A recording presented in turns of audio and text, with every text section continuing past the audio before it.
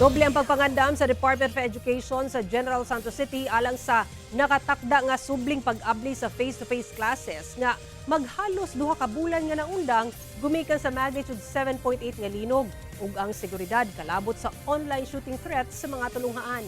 DepEd Jensan andam na sab nga ipahigayon ang active shooter drills. Ang detalye sa report ni Efren Mama. Ang exciting unta nga pag-abli sa face-to-face class alang sa school year 2026-2027 niadtong June 8. Napulihan og kaguol gumikan sa pagtayog sa magnitude 7.8 nga linog nga ang epicenter sa Maasim, Sarangani. Sa General Santos City, pipila sab ka mga tulungaan ang nadanyos. Busa ang face-to-face class, suspendido.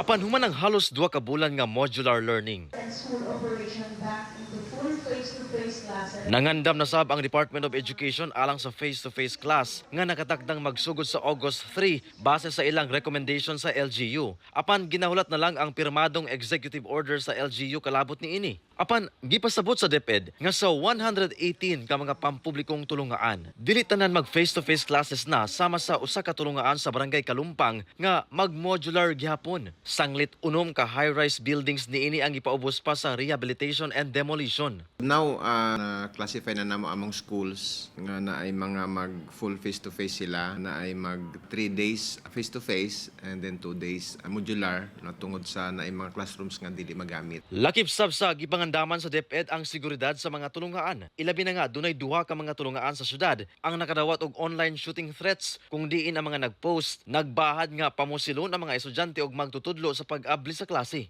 Dili man sila estudyante kay pag-verify na to dito sa SPED is wala ilang name kato nga mga name.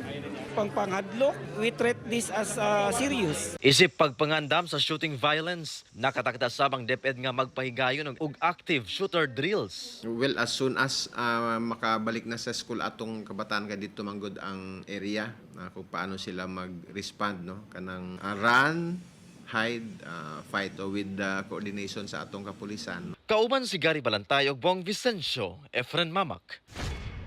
1 Mindanao.